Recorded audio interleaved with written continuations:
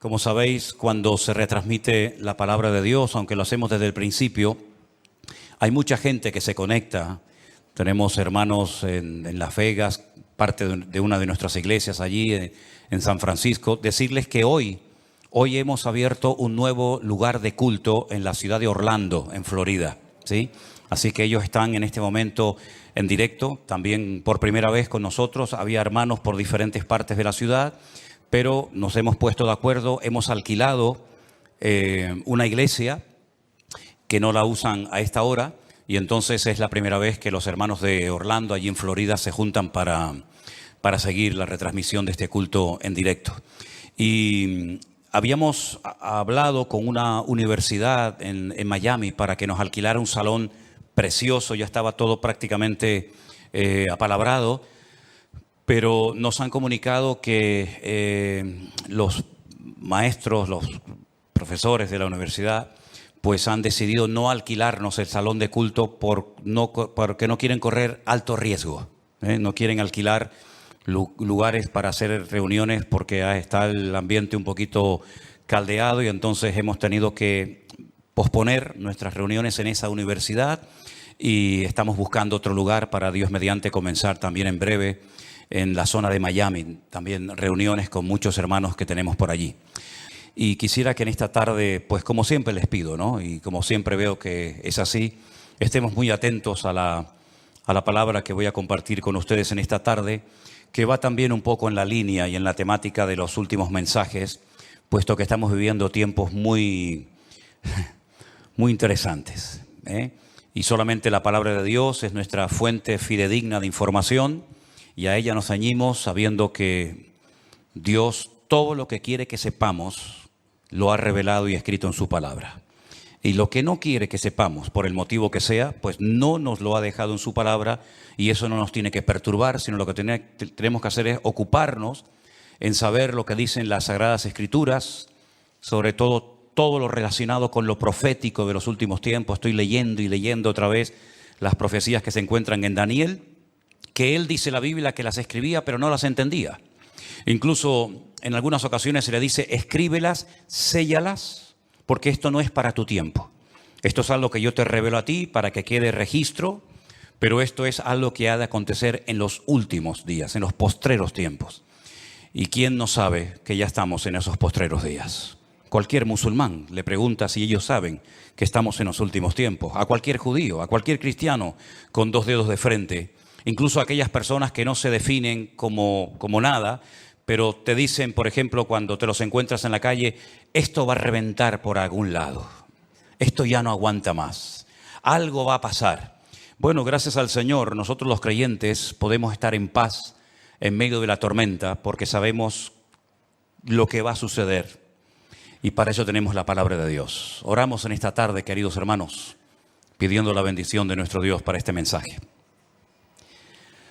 Te damos muchas gracias, Señor, una vez más, por esta oportunidad que nos das de aprender, de conocer las cosas que tú has dejado en tu palabra para mantenernos firmes en la fe, para saber cómo actuar, cómo comportarnos en estos tiempos peligrosos y difíciles en los cuales nos ha tocado vivir. Señor, abre nuestro entendimiento para que podamos comprender tu palabra y podamos en esta tarde, Señor, ser fortalecidos en nuestra fe, en nuestra comunión contigo, y que esta palabra sea de bendición para todos los que la van a escuchar, tanto hoy como en cualquier otro momento. Nos ponemos en tus manos y pedimos tu bendición en el nombre de Jesús. Y amén, y amén. Yo lo primero que me gustaría pedirles a todos ustedes, no solamente los que están aquí reunidos, sino también los que están en sus hogares y los que después van a ver estas reuniones. No sé si se han dado cuenta, pero en las últimas semanas han habido centenares, cientos de miles de personas que, debido a todo lo que está ocurriendo, se han metido seguramente en muchas otras páginas, ¿no? Pero yo hablo de lo que nos atañe a nosotros, a ver qué es lo que está sucediendo, a ver qué es lo que está pasando. Tenemos ya mensajes en nuestro canal de YouTube que tiene casi 4.000 mensajes. Tenemos mensajes que ya pasan de los 2, 3, 4, 5, 6, 7, 8, 9 millones de visualizaciones. Es algo increíble ver cómo Dios está despertando las conciencias de muchísimas personas en muchas partes del mundo, porque están realmente preocupadas, diciendo, ¿qué es lo que va a pasar? Yo ya digo, lo primero que les quiero pedir a todos ustedes es que mantengamos la calma, por favor. Veo a muchos creyentes nerviosos, angustiados, con miedo, y lo primero que tenemos que tener en cuenta es que el Señor es nuestra paz, que todo está bajo el control de Dios y que aquí no va a caerse ni una hoja de un árbol sin permiso de nuestro Dios. Así que mantengamos la calma, la serenidad, la paz y no dejemos que nada ni nadie nos perturbe. El Señor Jesucristo dice, en el mundo tendréis aflicción. Más claro agua, pero confiad, yo he vencido al mundo. Mi paz os dejo, mi paz os doy, no como el mundo la da.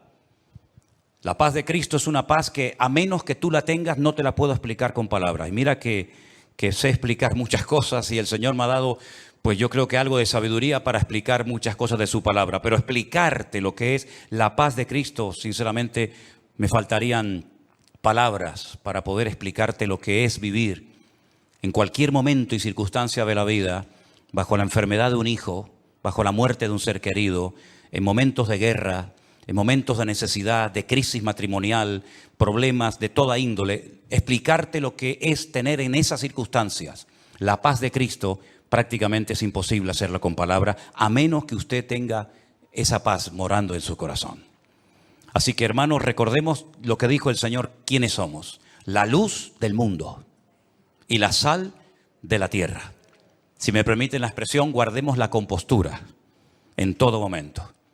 Porque ahora se nos van a presentar muchísimas oportunidades y ocasiones para dar testimonio y explicarle a la gente, si es que lo sabes, lo que está sucediendo y cómo va a terminar todo esto. Porque la Biblia no solamente te dice cómo va a empezar todo, cómo se va a desarrollar los acontecimientos, sino que además te dice cómo van a terminar los acontecimientos. Y lo que de entrada te puedo decir es que el mundo nunca más volverá a ser el mismo a partir del 7 de octubre. Nunca más Oriente Medio volverá a ser lo que fue. Europa nunca más volverá a ser lo que ha sido. El mundo espiritual ha cambiado radicalmente. Te lo voy a intentar explicar esta tarde. Porque todo lo que nosotros vemos que está sucediendo en este nivel, en esta dimensión de lo natural, es simplemente, como he dicho muchas veces, y lo repito, un reflejo del mundo espiritual. El mensaje de hoy yo lo he titulado ¿Palestina o Israel? Porque se está oyendo mucho hablar en los últimos días, semanas, acerca de Palestina, de Israel y de Palestina. Y yo tengo que hacer un pequeño alto en el camino antes de entrar en lo que va a ser en sí el mensaje y decirte que no hay que ser ni judío, ni musulmán, ni creyente, ni cristiano, ni nada, para saber que nunca, jamás en la historia hubo un Estado llamado el Estado palestino. Nunca existió tal cosa, jamás. Te voy a decir de dónde viene y quién le puso ese nombre a ese territorio de Palestina. Antes de que los judíos llegaran a ese país y declararan el Estado judío de Israel, como se llama, en 1948, estaban los ingleses en aquel lugar. Después de la Primera Guerra Mundial se repartieron el mundo las naciones vencedoras. Y a Inglaterra le tocó lo que ellos llamaban en aquel tiempo Palestina. Así es que no sacaron de allí al pueblo palestino, porque nunca existió un país llamado o un pueblo llamado palestino, jamás. Entonces sería antes de los ingleses, pues tampoco, porque antes de los ingleses estaban los otomanos. Y sabéis que en ese país han estado todos, los omeyas, los árabes, los bizantinos, los hasmoneos, los griegos, los romanos, prácticamente todo el mundo ha estado por allí. Los cruzados con aquellas cruzadas, y decirles incluso que hasta el rey de España es el único rey del mundo que tiene el título de rey de Jerusalén, por si no lo sabían. Es decir, que por ese pequeño territorio, que es un cruce entre lo que se consideraba la Mesopotamia y Egipto o la salida al mar Mediterráneo, jamás ha habido un Estado palestino, nunca. No sé si en algún momento lo habrá, pero jamás en la historia ha existido tal cosa. ¿De dónde viene entonces el tema o el término Palestina? Realmente el título, el nombre de Palestina fue un castigo del Imperio Romano a los judíos. Me explico. En el año 132 después de la era de Cristo, después del nacimiento de Cristo, hubo un hombre llamado Bar Kokhba. Su nombre significa hijo de la estrella, Bar, hijo, Kokhba, estrella. Bar Kokhba era un judío que fue declarado el Mesías, el verdadero Mesías de Israel. Ustedes saben que el sueño dorado de Israel ha sido la restauración de la monarquía con un rey descendiente de la tribu de Judá. Y este tal Bar Kokhba, el hijo de la estrella, fue apoyado de una forma tremenda por un rabino muy famoso de la época llamado Rabí Akiva. Rabí Akiva, haciendo una pésima interpretación de un texto del Antiguo Testamento donde dice que el hijo de la estrella, hablando del verdadero Mesías, reinaría, apoyó de una forma tremenda a Bar Kokhba y emprendió una rebelión en contra del Imperio Romano. Y durante un par de años logró crear, entre comillas, un pequeño, país independiente que era la región o la provincia del sur de Judea. Los romanos no le iban a permitir ni a Bar Kokhba ni a nadie que pisotearan a Roma, que humillaran a Roma. Y entonces emprendió una matanza, una guerra terrible contra este líder religioso político y lo desmenuzaron.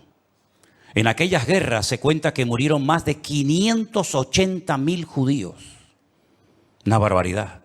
580.000 judíos perdieron la vida, incluido el Bar Kokhba este. ¿Por qué se produjo esta rebelión? Bueno, hay varios factores, varios motivos.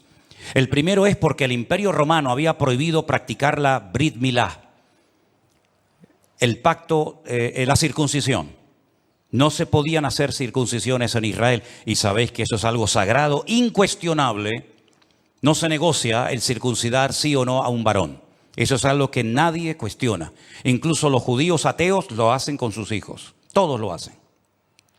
Sean creyentes, practicantes o no. Y eso estaba prohibido.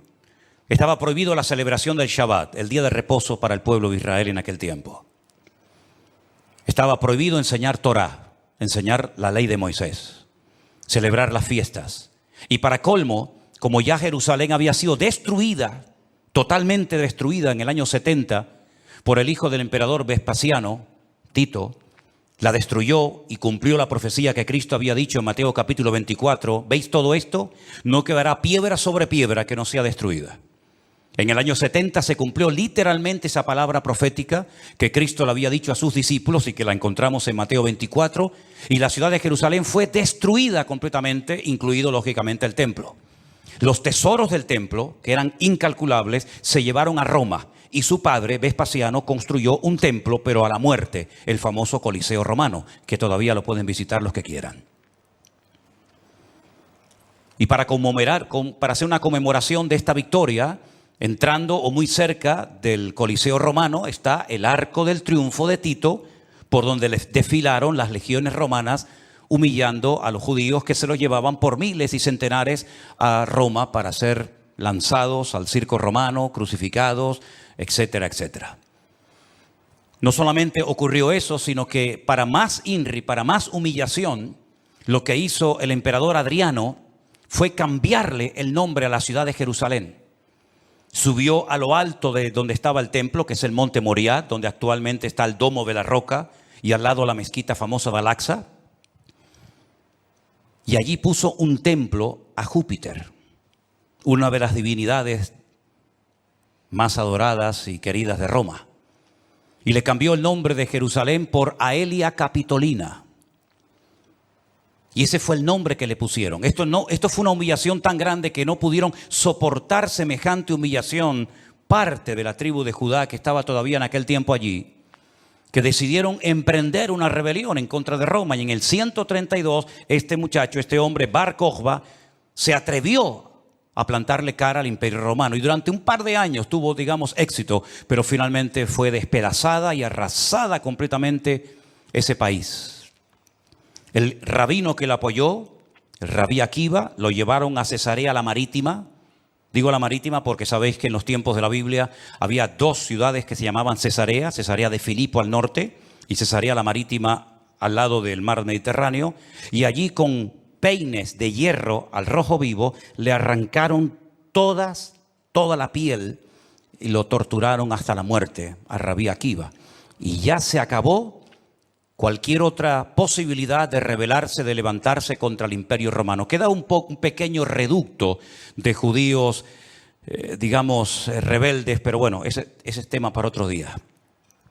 Y entonces, para humillar más a ese país, para que nunca nadie pudiera recordar que un día hubo una ciudad llamada Jerusalén, que ahora se iba a llamar, ya hacía años que se llamaba Aelia Capitolina, al país se le puso Filistea, tierra de filisteos. Y de ahí viene la palabra, el origen de la palabra Palestina. Fue un castigo de Roma a los judíos para que nunca más nadie pudiera echar de menos un país llamado Israel. Y esa es la historia del nombre Palestina. Y por allí, ya digo, han pasado todas las civilizaciones, culturas, religiones, imperios, cruzados, etcétera, etcétera. Pero nunca, a pesar de que Roma le puso a ese país Palestina o tierra de filisteos, jamás hubo un estado propio, gobernado, libre, independiente, llamado el Estado de Palestina. Jamás lo ha habido, nunca. Y no hay ni que ser cristiano para entender esto. Cualquier persona lo sabe perfectamente. Por lo tanto, cuando hace unos días un señor dijo que Jesús era palestino, yo le pediría a los que son de ese país que se pongan en contacto con su embajador o con su presidente y le corrijan a este señor, porque Palestina no existía en la época del Señor Jesús. Hay que decirle a este señor que Jesús era de la tribu de Judá. Su padre y su madre, que están sus árbol genealógico en la Biblia, Mateo capítulo 1, Lucas capítulo 3, eran descendientes de la tribu de Judá, que a su vez estaba entroncada con la casa real del rey David. ¿Y quién era David? Era de la tribu de Judá. Su papá se llamó Isaí. El padre de Isaí fue Obed. El padre de Obed fue Booz. Y Booz era el hijo de Rahab, que se casó con Salmón, que era del pueblo de Israel. Por lo tanto, Jesús era judío. Por eso lo circuncidaron a los 8 días. Por eso subía a Jerusalén 3 veces al año, para celebrar las fiestas que la Torá de Moisés indicaba que tenían que subir a Jerusalén. Por eso Jesús nunca fue a una mezquita. Siempre fue a sinagogas. Porque ni siquiera las mezquitas, el Islam, existía en la época de Jesús. Sino que tendrían que pasar más de 600 años, más de 6 siglos y medio, hasta que naciera el Islam. Que por cierto significa sumisión. ¿A quién? Lo interesante es que el Señor Jesucristo, cuando es juzgado por sus enemigos, en este caso los romanos, el que lo sentencia a muerte, ordena poner encima de la cruz un título escrito en 3 lenguas: latín, griego y árabe. Si ustedes me dejan que siga, tienen un problema, porque he dicho un disparate y ustedes no han dicho nada. Y ustedes no tienen que permitir que yo ni nadie diga disparates en este púlpito. Eso es. Entonces corríjame cuando digo algo mal, no tengan miedo. El Poncio Pilato dijo, de encima de su cruz tienen que poner un cartel en latín, el idioma de los romanos, en griego, la lengua internacional de la época, y en hebreo, que es el idioma que habla este pueblo, que diga: Jesús Nazareno, rey de los judíos. No dijo rey de los palestinos, no dijo rey de los árabes, dijo rey de los judíos, que eran los que vivían allí. Porque dice Juan capítulo 1 que a los suyos vino y los suyos no le recibieron. Y los suyos eran judíos que estaban viviendo en aquel momento bajo la opresión, bajo el yugo del imperio más terrible que jamás ha existido y el más longevo, que fue el imperio de Roma. Así que de ahí viene todo esto del nombre Palestina y filisteos y todo esto, queridos hermanos. Pero nunca, repito, ha existido un Estado palestino. Cuando en 1948 las Naciones Unidas decidieron partir el país en 2, Israel dijo: estamos de acuerdo. Si los árabes que en ese momento habitaban en ese país, que la mayoría eran de origen jordano, el país que estaba al lado, porque no sé si saben que, por ejemplo, la explanada de las mezquitas arriba, en el monte Moriat, en el monte de Moriat, eso está bajo protectorado de Jordania. Y cuando tú ves a los ancianos caminando por las calles de la ciudad vieja de Jerusalén, la mayoría de ellos llevan un pañuelo de cuadraditos blancos y rojos, que es el pañuelo de Jordania.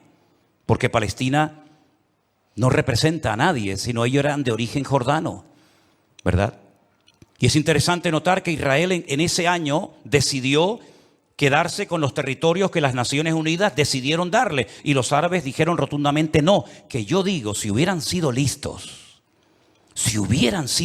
en ese momento, hubieran dicho, vale, nos quedamos con la mitad y ya con la mitad, ya que es mía, después podemos hacer otro tipo de presiones, pero por lo menos ya tengo la mitad. Y es que si dices que no, al final no vas a tener ni lo que tenías. Durante todos estos años, desde 1948 hasta hoy, ese país siempre ha estado en guerra, o preparándose para una guerra, como dicen allí. Y la cruda realidad es que ese pequeño pueblo ha ganado todas las guerras. No ha perdido ni una. Ha desbaratado naciones tremendamente poderosas con un poderío militar espectacular. Y cada vez que gana, lógicamente, extiende el terreno. No podían entrar los judíos a la ciudad vieja de Jerusalén. ¿Saben la tortura que es para un judío estar viviendo en Jerusalén y no dejarte entrar a la ciudad de Jerusalén y poder acercarte y tocar el Kotel Hamarabí, el muro de los lamentos, para orar a Dios? No podían hacerlo. Desde 1948, que entraron allí, hasta 1967, en la guerra famosa de los 6 días, los judíos veían de lejos. Por eso cuando ustedes van a Jerusalén se van a dar cuenta que las casas que están más en alto son las que le permitían al judío poder ver el monte del templo, porque no podían acercarse a tocarlo, ni a mirarlo. Y no solamente desde 1948, desde hace muchos siglos tampoco podían estar allí. Y al final recuperaron la ciudad de Jerusalén. Pero todas y cada una de estas guerras siempre ha cambiado la atmósfera, el mundo espiritual, siempre. Porque algo que tenemos que tener presente es que el mundo natural refleja lo que está pasando en el mundo espiritual, ni más ni menos. Y me gustaría con algunos textos de la Biblia demostrarles que el mundo espiritual es tan real como este mundo en el cual nos movemos tú y yo como pez en el agua. En el libro de Daniel, en el Antiguo Testamento, este hombre está cautivo en Babilonia. Las tribus del sur, Judá y Benjamín, han sido derrotadas, han sido humilladas por las tropas de un tal rey Nabucodonosor. Son llevadas cautivas por 70 años a Babilonia. Algunos se preguntarán, ¿y por qué fueron llevados cautivos a Babilonia justamente 70 años? Bueno, primeramente por su desobediencia, por su rebeldía, por no haber querido arrepentirse. Muchas veces el Señor le mostró a Ezequiel en visión los pecados terribles que ellos hacían en la intimidad, que nadie los sabía, pero que Dios los conocía perfectamente.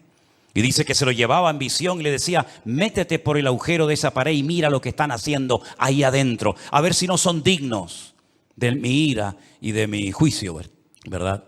Y por 70 años son llevados a Babilonia para que la tierra descanse en una celebración que todavía, en una ley que todavía los religiosos, los agricultores religiosos practican, otros no. Y es la ley de la Shemitah. La Shemitah es una ley que obliga al agricultor, al que se dedica a los labores del campo, a dejar reposar la tierra un año entero. No se puede trabajar la tierra. Nosotros estuvimos este año, creo que fue este año, el año pasado, y veíamos muchos campos muy bonitos, muy bien arados, muy bien trabajados, y otros campos totalmente como abandonados, llenos de malas hierbas, y nos decían, estos son los campos de los agricultores religiosos que no van a trabajar durante este año, por la ley de la Shemitah, que es el descanso de la tierra.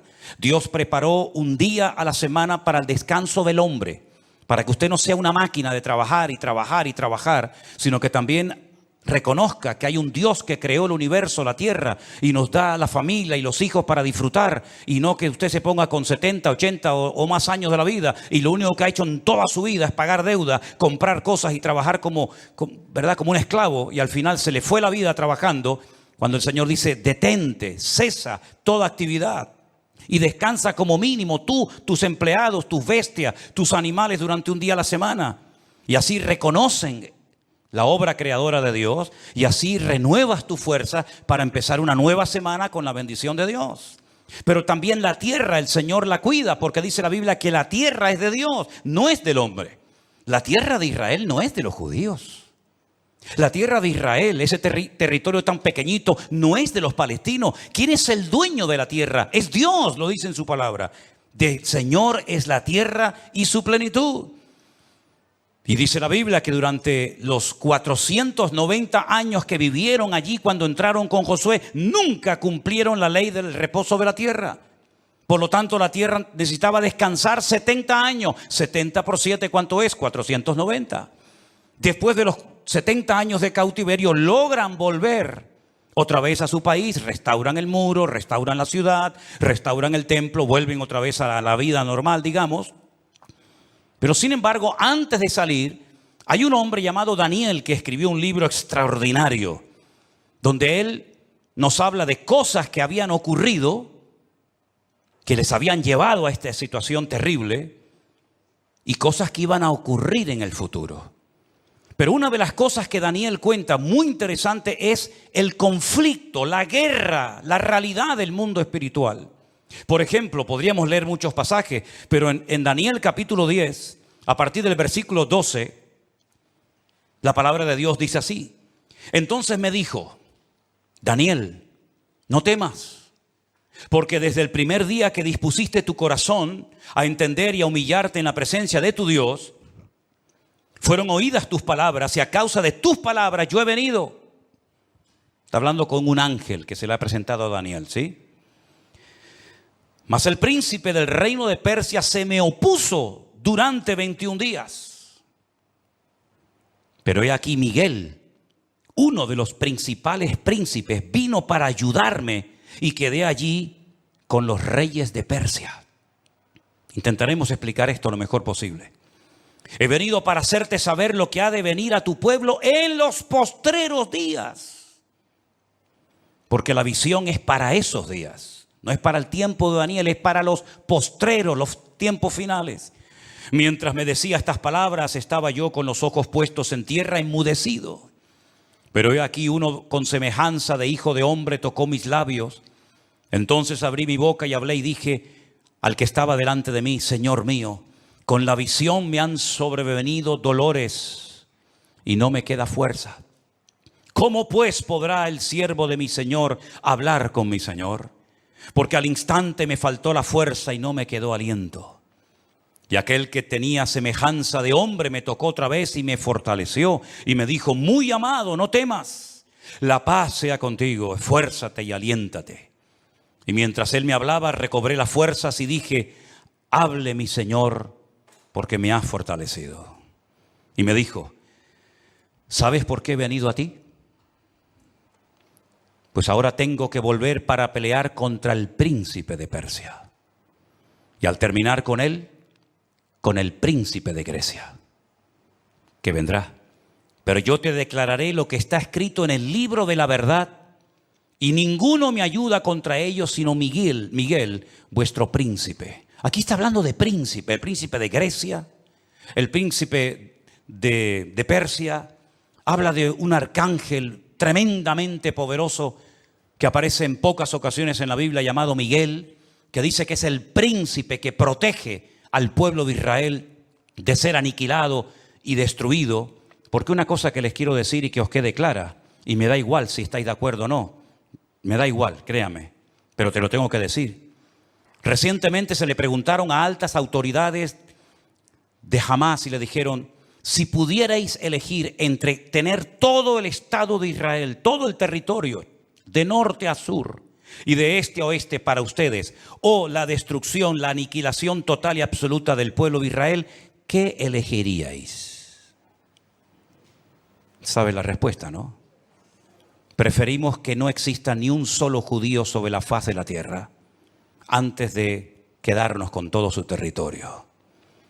Porque no es que quieren quedarse con todo el territorio, es que quieren arrojar al mar o al desierto para que muera toda la población de Israel, que en este momento está alrededor de unos 15 millones de personas más o menos repartidas en varias naciones de la tierra. ¿Quién puede negociar con alguien que te quiere matar? ¿Quién puede negociar con alguien que viola a tus hijos y los quema delante de tu presencia? ¿Quién puede negociar con alguien que le abre el vientre a una mujer embarazada y le saca a su hijo que aún está con vida?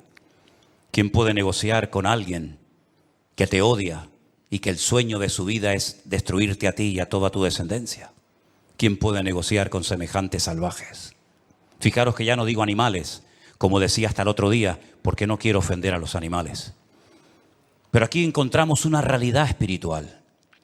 Daniel estaba orando, estaba ayunando por 21 días, 3 semanas seguidas. Y la respuesta a su oración no venía la respuesta a su oración. Y finalmente se le presenta un ángel y le dice, desde el primer día que te pusiste a orar, tu oración llegó a la presencia de Dios. Y entonces, ¿por qué no vino la respuesta? Porque el príncipe de Persia se me oponía. Había interferencias, por decirlo de alguna manera, en el mundo espiritual. ¿Quién es el príncipe de Persia? Un poder espiritual, un príncipe de las tinieblas que no quería que Daniel recibiera la revelación y la información de lo que le iba a pasar a su pueblo a corto y a largo plazo. Y con esto coincide lo que se ha leído esta tarde desde este mismo púlpito, la famosa armadura del cristiano en Efesios capítulo 6. Donde el apóstol Pablo dice, nuestra lucha ahora como creyente no es contra sangre y contra carne, no. Esa ya no es nuestra batalla, esa ya no es nuestra lucha. Nuestra lucha, que existe y es real, es contra principados y contra potestades, contra los gobernadores de las tinieblas, contra huestes espirituales de maldad en las regiones celestes. Y por eso Pablo describe la armadura del soldado romano, pero dándole como una aplicación para que el cristiano pueda vivir en todo momento bien armado, bien preparado, bien listo para poder enfrentar ese conflicto espiritual que todo creyente sabe perfectamente que está librando. Fijaros que las últimas palabras del apóstol Pablo cuando escribe a Timoteo le dice, he peleado la buena batalla. No ha sido fácil llegar hasta la meta, Me han torturado, me han apedreado, me han puesto en la cárcel, etcétera, etcétera. Y he peleado la buena batalla y he acabado la carrera. A Timoteo, cuando está pasando un momento de desánimo, de caído en su espíritu por las presiones y las luchas que está llevando a cabo en la iglesia que está pastoreando en Éfeso, le dice, pelea la buena batalla, echa mano de la vida eterna, sufre penalidades como buen soldado de Jesucristo. Yo sé que por ahí se ha predicado un evangelio aguado, un evangelio donde ven a Cristo y todos los problemas se te van a solucionar. No es verdad. Dios te va a dar gracia, paz y fortaleza en medio de los problemas. Pero muchos problemas no van a desaparecer por el hecho de que ahora usted se ha convertido a Cristo. Si le han predicado otra cosa, no es mi problema, pero sí es mi responsabilidad decirle que la vida no es fácil, ni para el ateo ni para el creyente. Y dice la Biblia que cuando sale el sol calienta buenos y calienta malos. Y cuando hay guerras mueren buenos y mueren malos. Y cuando hay un naufragio mueren cristianos y mueren ateos. Y cuando hay un atentado, cuando hay un terremoto o cuando hay un tsunami mueren cristianos, mueren blancos, mueren ricos, mueren todos. Porque es parte de la vida. Pero en medio de las tormentas y sufrimientos de la vida, nosotros sabemos que el Señor está a nuestro lado. Y eso es lo que nos da la fuerza para decir, Dios está conmigo porque yo sé en quién he creído. Miren a Job, y no me quiero ir del tema, pero miren a Job, un hombre que perdió a sus hijos, un hombre que perdió su salud, un hombre que perdió su patrimonio, toda la vida trabajando para tener 4 cosas y en un día las perdió todas, como le puede pasar a cualquiera, ¿o no? Sin embargo, cuando su mujer le dice, maldice a Dios, ¿qué tipo de Dios tienes tú? Que hoy te da y mañana te quita, ahora te sana y mañana te enferma. Y le dice, como cualquier persona incrédula, insensata, has hablado.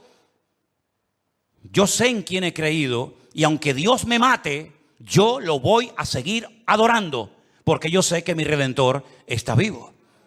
Podemos tener paz en medio de la tormenta, podemos dormir en paz. Como dice la Biblia, en paz me acostaré y asimismo dormiré.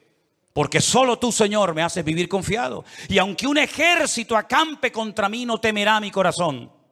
Porque el Señor es mi luz y mi salvación. Son promesas que las hemos interiorizado en nuestra vida y no es como un mantra que lo tengo que repetir para autoconvencerme de que Dios está conmigo. Es que no me tengo que autoconvencer de nada. Él mismo me da testimonio a mi espíritu de que no estoy solo en medio de las luchas de la vida.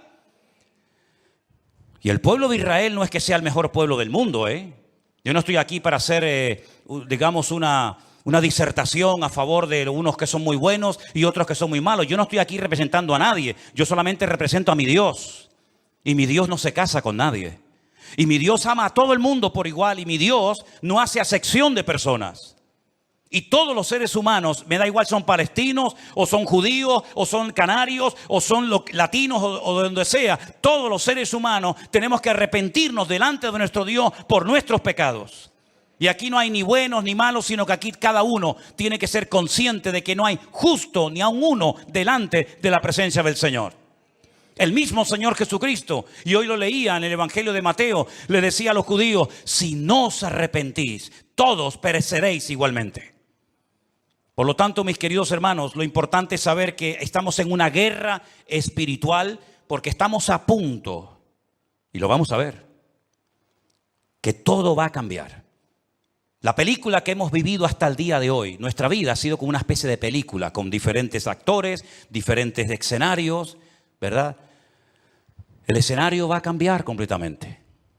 Los actores van a cambiar. El guión va a cambiar. Y cuando está a punto de producirse un cambio en el mundo significativo que afecta a miles y a millones de personas, hay siempre guerra en el mundo espiritual. Miren cuando Cristo nació, la guerra espiritual que hubo. Comenzaron a asesinar niños, ¿verdad? Comenzaron una serie de revoluciones porque cada vez que va a haber un cambio que va a afectar la economía, la política, la vida social, etcétera, siempre hay un conflicto espiritual tremendo. Daniel estaba orando porque quedaba pocos años, poco tiempo, probablemente estaba por el año 68, máximo al 69 de la liberación, ¿verdad?, del pueblo, y Daniel estaba no preocupado, pero sí indagando, leyendo las escrituras, orando y ayunando, porque sabía que se avecinaba, se oteaba en el horizonte un cambio tremendamente significativo. Miles de personas por fin iban a poder volver otra vez a su país. Iba a haber una masa de gente que iba a ir de un lugar a otro. Y esos cambios, hermano, no se producen por casualidad. Esto que estamos viendo, que ayer llegaron 1000 al Hierro, el otro día 600 a Lanzarote, el otro día no sé cuántos al Hierro, todo eso no es producto de la casualidad. Satanás está cambiando la escena mundial. Y lo vamos a notar en pocos días, en pocas semanas. Esto va a ser completamente diferente. Y los que tengamos la oportunidad y el privilegio de volver a Israel, porque vamos a volver a Israel, no nos vamos a encontrar al Israel que hemos conocido por más de 20 años. Nos vamos a encontrar a la gente de una forma diferente, una actitud diferente, una atmósfera completamente diferente, porque estamos en una guerra espiritual tremenda. Cuando se lee la famosa armadura del cristiano, se enfatiza mucho que la espada es la palabra de Dios, el yelmo o el casco del soldado representa la salvación, el escudo representa la fe. Pero si ustedes prestan atención a esa armadura de la cual Pablo nos está hablando aquí en Efesios capítulo 6, lo primero que él hace cuando escribe la carta es orar para que los ojos de vuestro entendimiento sean alumbrados y tengáis espíritu de sabiduría y de revelación en el conocimiento de Él. Pablo dice que a los incrédulos Satanás les cegó el entendimiento. Y uno dice, ¿cómo? ¿Cómo es posible que gente tan inteligente, capaz de hacer cosas tremendas, cuando le hablas de la Biblia no se enteran de nada? Son como ciegos, como analfabetos espiritualmente hablando. Capaz que el tipo es un matemático, un científico espectacular, pero cuando le hablas de las cosas del reino, de las cosas espirituales, dice que para él son locura, no las entiende. Yo incluso he hablado con muchísimos rabinos judíos que se saben libros de memoria de la Biblia y les he hablado, por ejemplo, de Daniel y me dicen literalmente, no entiendo lo que estoy leyendo, no lo entiendo. Y uno se queda sorprendido porque se cumple lo que dijo Isaías. dale esto al que sabe leer y te dirá, no lo entiendo. Y Pablo dice que esta armadura representa la verdad, la justicia, la paz, la fe, la salvación y la palabra de Dios. Fíjate qué palabras tan interesantes. Dice que ceñid vuestros lomos con la verdad, con la coraza de justicia, calzados los pies con el apresto del evangelio de la paz, coger el escudo de la fe, tomad el yelmo de la salvación y la espada del Espíritu, que es la palabra de Dios. Estas 6 cosas, estos 6 elementos están en el punto de mira de Satanás para arrancarlos de nuestra sociedad de un plumazo. Quiere cambiar la verdad en mentira y convertir la mentira en verdad. Si no, sal por la calle hoy en día y pregunta cosas que tienen que ver ya no con la fe, sino con el sentido común. Y te vas a dar cuenta que hay gente que cree en mentiras, creyendo 100% que son grandes verdades. Y las grandes verdades las cuestionan y las echan a un lado porque dicen, eso no es verdad, eso es mentira. Esa es una de las estrategias del diablo, bombardear, dinamitar las escuelas, las universidades, incluso también, como no, las iglesias, la familia, los gobiernos, la política, el arte, la pintura, la literatura, todo, para que al final la sociedad siga creyendo más en las mentiras que en las verdades. ¿Quién enseñó que para ir al cielo hay que explotarse? Es una gran mentira.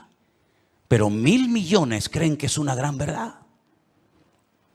Aquí vino hace poco una persona que me decía, ¿cómo es posible que ustedes crean que la tierra es redonda si la tierra es plana?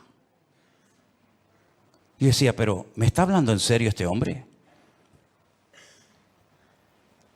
Quiere quitar la verdad y convertirla en mentira. La justicia la quiere convertir en injusticia. De hecho, muchas veces hay más sentido común, más sentido de la justicia en la calle, en la sociedad, hablando en una cafetería o en un bar, que cuando ves un acto supuestamente de justicia, que es una tremenda injusticia. Cuando a una persona se le meten en su hogar y no los puedes echar porque no tienen dónde vivir. Y no les puedes cortar la luz y el agua porque es un delito si le corto a un ocupa en mi casa la luz y el agua. Que han convertido la justicia en injusticia. Ya no tiene derechos el propietario, ahora tiene derechos el que usurpa la propiedad ajena. ¿Eso es una justicia? ¿Eso es justicia? Quiere cambiar la paz en guerra, cosa que sabe hacer perfectamente. La fe en incredulidad, la salvación en muerte y en desesperación eterna, y la palabra de Dios por cualquier cuento que cuenten por ahí, dándole más credibilidad a las mentiras que al libro eterno llamado Biblia o palabra de Dios. ¿Qué te parece?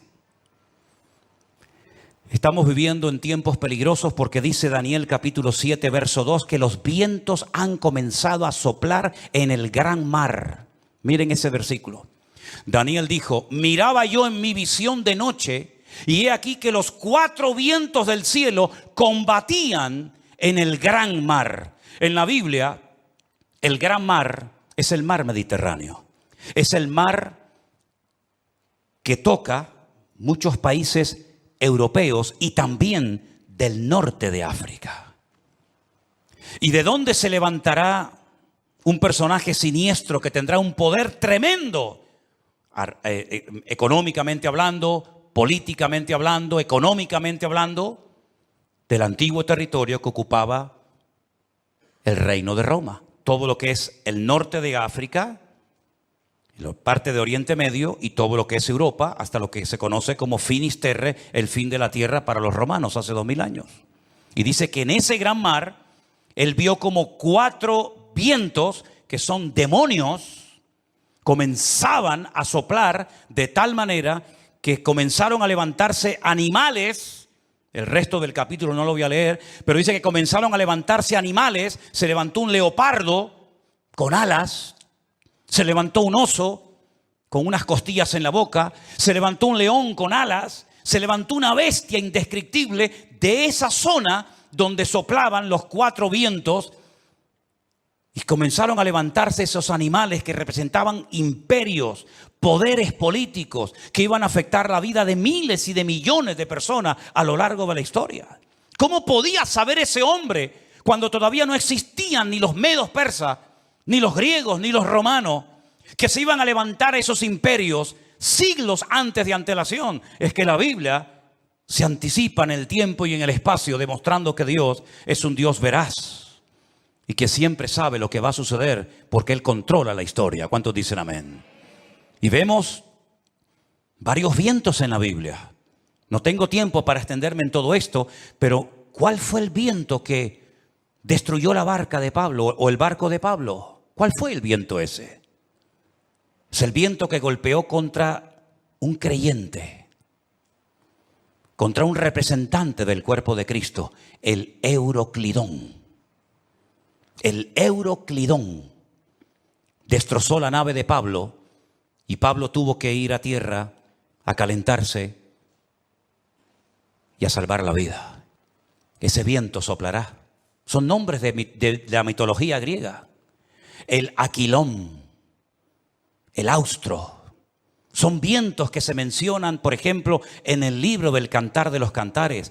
Métanse y estudien las direcciones de estos vientos. Generalmente los vientos, depende del viento, suelen ir en una misma dirección, pero llegará un momento en el que se producirá como una especie de huracán, ¿verdad? Donde hay vientos de norte, de sur, de este, de oeste, y es imposible navegar de esa manera.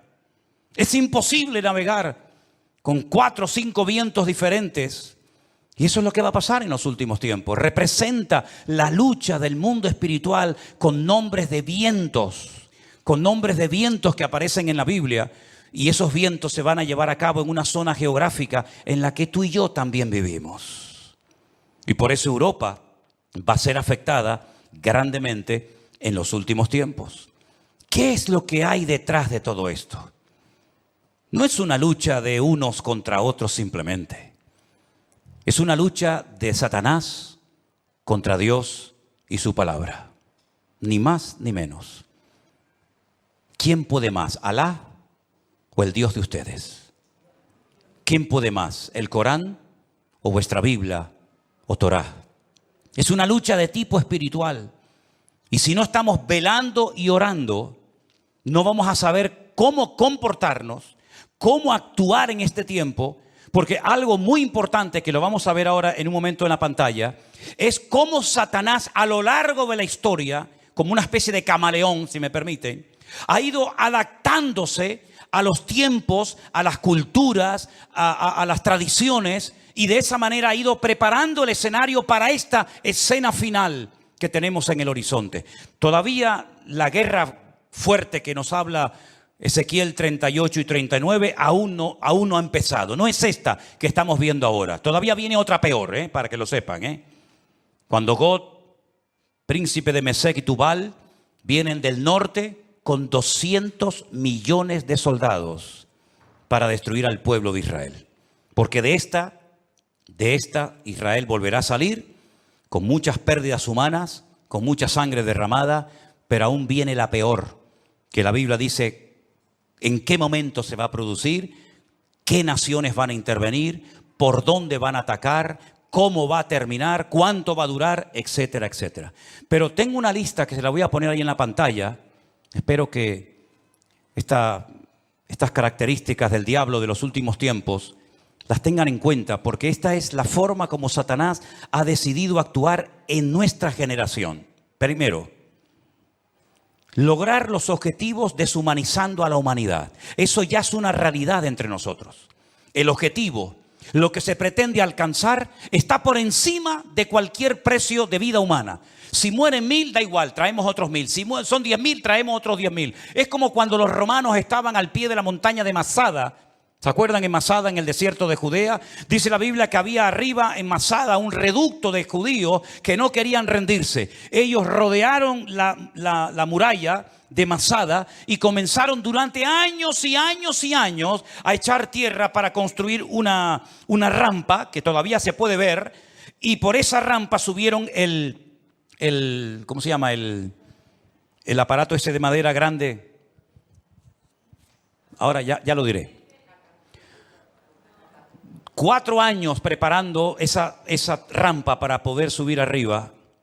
Dice la Biblia que la iglesia es columna y baluarte. Ahí está, ya me vino. El baluarte. El baluarte era esa torre de madera que iban arrastrando los esclavos. Dentro iba llena de soldados y cuando llegaba arriba se abrían las compuertas y salían para atacar. 4 años preparando esa rampa de tierra. ¿Cuántos murieron? Miles. Muchos de los que estaban trabajando al pie de la montaña eran familiares, conocidos, vecinos o amigos de los que estaban arriba, rodeados por las legiones romanas. Hay una película de Peter O'Toole que se llama Masada. Véanla para que vean la historia. Qué interesante. Mataban a 200, 300 esclavos, traían más y traían más. El objetivo es lo principal. No importa cuántos mueran para alcanzar el objetivo. Esa es una estrategia del diablo que le está saliendo de maravilla. Y es la misma estrategia que están utilizando estas personas hoy en día. El fin justifica a los medios. La vida humana no tiene ningún valor. El objetivo es lo principal. Número 2. La ambición prevalece por encima del respeto a la vida. Voy a conseguir mi objetivo y alcanzar mis metas a toda costa. Me da igual si tengo que torturar, matar, me da exactamente igual. La ambición, la arrogancia de mi corazón es tan poderosa, es tan fuerte, que si tengo que hacer lo que haga falta, lo hago. Número 3. Alcanzar lo divino, olvidando lo humano. Si para ir al cielo y tener las 90... que dicen que voy a tener ahí arriba, tengo que asesinar a todos estos, estoy dispuesto a hacerlo, porque lo divino, lo que yo creo que es lo divino, prevalece sobre lo humano. Una estrategia diabólica terrible. Cuando hace unos días vi en un reportaje que hicieron y le preguntaban a unos niños de entre 8 o 10 años, ¿qué quieren ser cuando sean grandes? Y decían, nosotros queremos ir al cielo. Por eso queremos prepararnos y convertirnos en mártires. Una criatura que lo que tiene que hacer es jugar y disfrutar de la vida.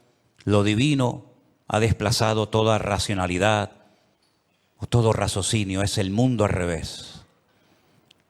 La tecnología de la desinformación. España es número 1 en esto, España es capaz de ponerte una imagen que no tiene nada que ver con lo que está hablando. De hecho, ha habido a veces en varias cadenas de televisión en España que están hablando de un conflicto X, de una situación cualquiera que sea, y ponen unas imágenes de hace años que no tiene absolutamente nada que ver con lo que ellos están contando en ese momento. Como tienen el poder de quitar, de poner, de añadir, de etcétera, y cuando venga la inteligencia esta que llaman, ¿cómo es? Cuando venga la inteligencia virtual o artificial, perdón, ni te imaginas las barbaridades que vamos a ver, donde personas están comenzando a decir cosas que ellos jamás han dicho, pero que por una manipulación de la tecnología te hacen creer lo que no han dicho o lo que han dicho. En fin, una locura. Los medios de comunicación son una fábrica que crea deliberadamente ignorancia. Cuanto más ignorante sea la gente, mejor. La ignorancia para ellos es poder. Cuanto más ignorante sea una persona sobre la realidad, sobre la Biblia o sobre lo que sea, mejor. Creación deliberada de ignorancia. Sembrar confusión, toda la que se pueda y más, engañando deliberadamente a la gente. Poner en duda la credibilidad de la fuente. Por ejemplo, mi fuente de información es la Biblia. Ah, no, pero eso no sirve, eso está caducado. ¿Cómo? No, la Biblia está llena de contradicciones. Y se quedan tan panchos. Y se quedan tan tranquilos. ¿Cómo que está llena de contradicciones? ¿Dónde están las contradicciones? No, eso está lleno de eso no, esta no es la Biblia verdadera. ¿Cómo que no es la Biblia? No, la Biblia verdadera la tienen los curas en el Vaticano, me dijo una vez uno. Es decir, tiran por tierra la fuente, la fuente mía no vale, la que vale es la tuya, la de internet. Que te metiste anoche, leíste no sé qué, esa es la verdadera, que ahora nos están fumigando. Esas nubes que aparecen en el cielo son aviones que nos están fumigando para que no llueva. Dios, pues menos mal que nos fumigaron para que no lloviera, ¿eh? Porque ayer hablaba con un pastor de Madrid que me dice, no puedo salir del coche porque tengo el agua hasta el cuello. Increíble, ¿no? O cuando vino el COVID, ¿se acuerdan? Esto es una estrategia de los Illuminati, de los masones, para una drástica reducción de la población humana. Pues qué malos fueron, porque me parece que murieron como 2 o 3 millones en el mundo y somos 7.000 millones. Lo hicieron muy mal, ¿eh? Y que todos los que nos vacunamos en 2 años morimos. Pues se equivocaron, porque ya llevo 3 vivo y coleando. Pero en fin, esta fuente no vale, la que vale es siempre la de ellos. Negar los hechos. No, eso no fue así. Eso no fue así. Tengo imágenes de satélite, donde se ven desde los satélites cómo lanzan los distintos cohetes. Y más de 550 cohetes lanzados desde la Franja de Gaza, no uno como el del otro día, 550 cohetes han caído dentro de la Franja de Gaza. No, pero eso es manipulación. Eso es manipulación. Bueno, producir ignorancia manipulándolo todo, pervertir las prioridades. Como aquellos que estaban construyendo un edificio tan grande, tan grande, tan grande, que dice que se tardaba 1 año en subir un bloque desde abajo hasta arriba. Y cuando iban por el camino iban tan agotados que caían, se mataban. Y entonces la gente comenzaba a llorar y decía, pobrecito, no lloro por él, lloro por el ladrillo que no logramos ponerlo arriba. Lloraban más por el ladrillo que se había perdido que por la persona, por la vida que se había perdido. Hermanos queridos, vivimos en un mundo loco, al revés y patas arriba. Y permítame decirles que esto no ha hecho más que empezar. Nosotros como cristianos y como hijos de Dios no tenemos que tener ningún temor, porque ya sea que vivamos o muramos, somos del Señor. Y las puertas del Hades no prevalecerán contra la iglesia, dice la Biblia. E Israel no porque sea el mejor país del mundo, sino porque Dios tiene un pacto y unas promesas con ese pueblo, y Dios lo hace por honor a su nombre, va a proteger a esa nación. Dios ama a todo el mundo por igual, y todo el mundo necesita arrepentirse y humillarse delante de la presencia del Señor. Porque aquí el gran problema es que al Señor Jesucristo lo rechazan por todas partes. Pero ojo, también los católicos rechazan a Jesús, ¿eh? Cuando usted le da más culto a su madre que a Jesús, usted está rechazando a Cristo. Cuando usted le da más prioridad a la madre que al hijo, usted está blasfemando el nombre de Dios. Ay, no diga eso. Pues ¿qué quiere que le diga? Cuando usted le da más honra, más culto, más reverencia a la criatura que al Creador, usted está haciendo exactamente igual que aquellos que no quieren saber nada del Señor Jesucristo. Porque el Señor Jesucristo dijo, separado de mí, nada podéis hacer. ¿Tú crees que lo que tú has conseguido en la vida a Dios le impresiona? Dime la verdad. ¿Tú crees sinceramente que lo que tú has conseguido con sudor y lágrimas durante toda tu vida, Dios lo necesita? ¿Te lo vas a llevar en la caja cuando llegues a la otra vida? A Dios le impresiona. Ay, todo lo que tiene. Dios tiene 1000 veces más cosas que tú. Por lo tanto, Dios no necesita nada de nosotros. Somos nosotros los que le necesitamos a Él. Porque ya el Señor Jesucristo lo dijo, separados de mí, nada podéis hacer. Y esta realidad espiritual en la que estamos viviendo tú y yo hoy en día, la única forma de mantenernos firmes en el día malo, y ya empezó el día malo para nosotros. Mira, Moisés tuvo su día malo, ¿eh? Salió a dar una vuelta y se cargó a un hombre. Ese fue el día malo de Moisés. Pedro tuvo su día malo cuando aquella chica lo apuntó con el dedo y le dijo, tú eres uno de ellos. Y él le negó. Ese fue el día malo para Moisés, para Pedro. Elías tuvo su día malo cuando una depresión lo prendió y le dijo, Señor, quítame la vida, ya no aguanto más, estoy solo, ya no quiero seguir adelante. Ese fue el día malo.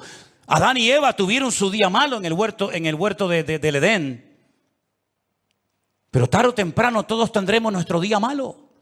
Y dice la Biblia, para que habiendo acabado todo, estar firmes. Y la única manera de poder estar firme y no caer en depresión, en desánimo y en tantas cosas que se hacen, es poniendo la mirada y la confianza solamente en nuestro Dios.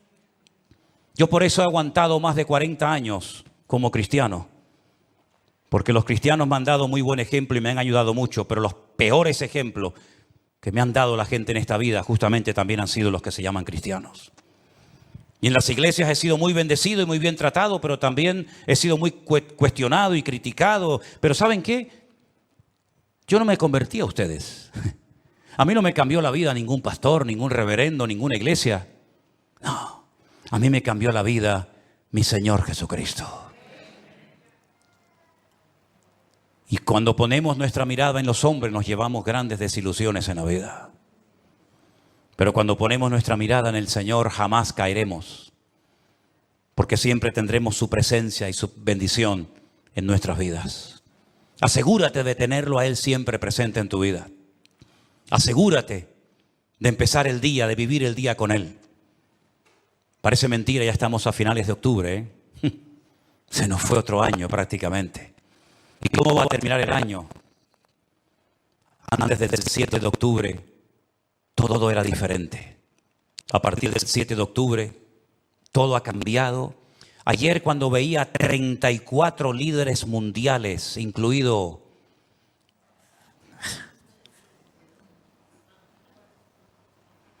¿Saben qué les digo, no?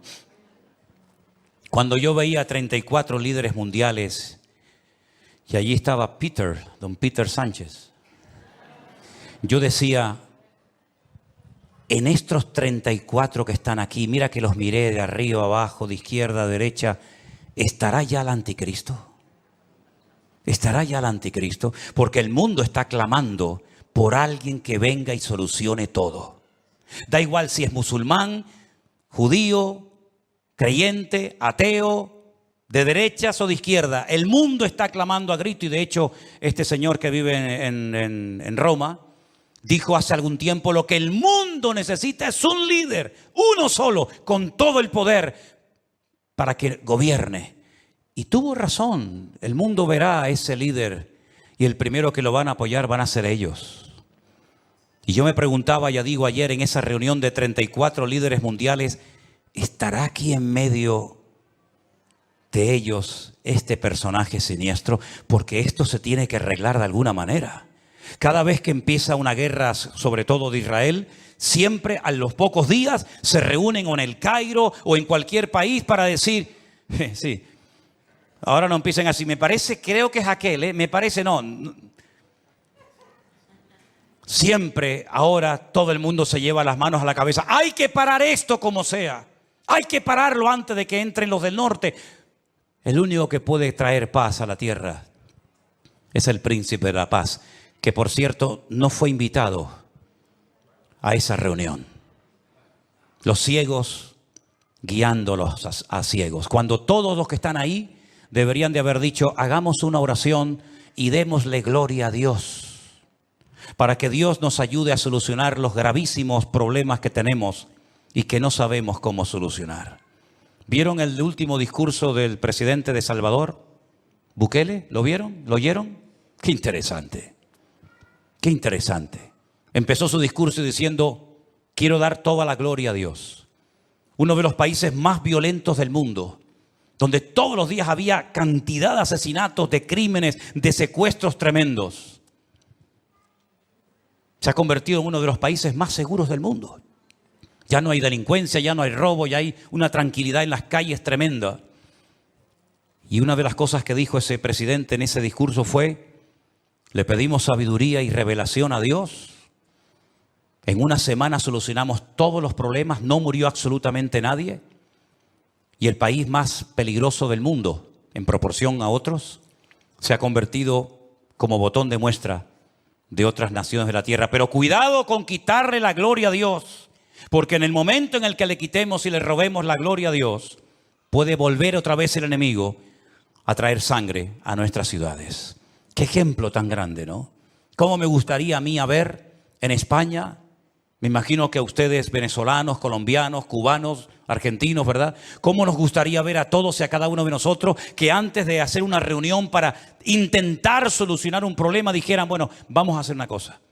Vamos a orar, vamos a pedir la bendición de Dios para que Dios nos dé sabiduría y salgamos de este lugar sabiendo lo que tenemos que hacer. ¿Creen ustedes que a Dios no le agradaría que lo invitaran a una reunión para que Él les diera sabiduría a toda esa gente? Por supuesto que sí, pero me parece que no lo vamos a ver. me parece que no lo vamos a ver. Así que, hermanos míos, cierra tus ojos en esta tarde y vamos a decirle: Señor, nosotros sí te queremos. En estas reuniones no te quieren, pero nosotros sí te queremos, porque te necesitamos más que nunca. Y queremos que tú traigas primeramente paz a nuestras vidas, paz a nuestros hogares, y sobre todo que te vean a ti y te reconozcan a ti, el único Dios vivo y verdadero, porque es la única manera de que podamos, como dice la Biblia, vivir reposadamente. Te damos gracias, Señor, en esta tarde por tu palabra. Te doy gracias porque sabemos que en esta lucha la victoria es nuestra, porque Cristo ha vencido al enemigo y tu victoria, Señor, prevalece por encima de todo. Te ruego, Señor, en el nombre bendito de Jesús, por esta situación, por este caos tremendo, que nadie sabe cómo pararlo, nadie sabe cómo solucionarlo. Pero yo te ruego, Señor, por tus hijos, por los que te han recibido, por los que han creído en ti, Señor, que esos son tu verdadero pueblo, Señor. Me da igual si son judíos o gentiles, los que te han recibido en sus corazones, te pido que los guardes, los bendigas, los fortalezcas y que nos mantengamos firmes en estos tiempos difíciles y peligrosos en los que nos ha tocado vivir. Guarda a nuestros hijos, Señor. Queremos también hacer una oración especial pidiéndote por todas esas criaturas, esos niños pequeñitos y sus padres que han sido llevados de una forma cruel, terrible. Señor, que vuelvan todos y cada uno de ellos, Señor, cantando y alabando y dándole gloria a Dios. Señor, en el nombre de Jesús, tú no tienes ningún problema en resolver nuestros problemas y te pedimos ayuda. Por eso, Señor, métete en nuestra familia, toca la vida de nuestros hijos, toca la vida de los líderes del mundo, para que te reconozcan y clamen a ti, Señor. Faraón pidió ayuda y la recibió. Nabucodonosor pidió ayuda y la recibió. Señor, te pedimos que toque los corazones, que te lleves corazones de soberbia, de piedra, y traigas humildad y arranques las mentiras a las que se agarran millones de personas, porque la única verdad eres tú, Señor Jesús. Gracias por tu paz y por tu presencia en nuestras vidas. En el nombre de Jesús. Amén y amén. Nos ponemos de pie, mis queridos hermanos. Si tú dispusieres tu corazón y extendieres a él tus manos, levantarás tu rostro limpio de mancha, será fuerte y nada temerás, te acostarás y no habrá quien te espante. Muchos suplicarán tu favor, te acostarás y no habrá quien te espante. Y muchos suplicarán tu favor. Tendrás confianza, porque hay esperanza.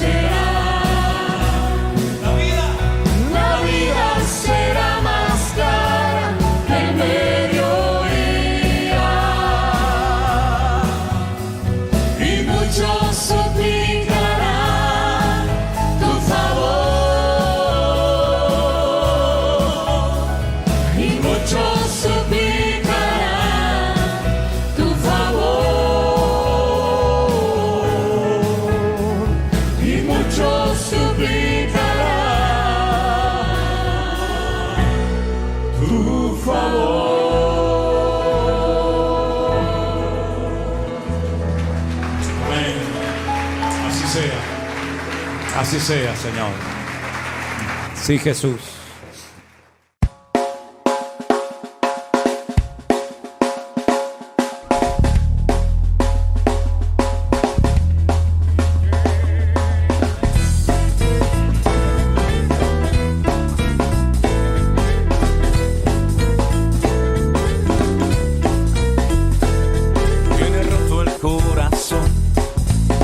Sufrir y llorar, tienes que aprender a descansar en Dios. No importa lo que te dijeron, no importa lo que te hicieron, tienes que aprender a descansar en Dios.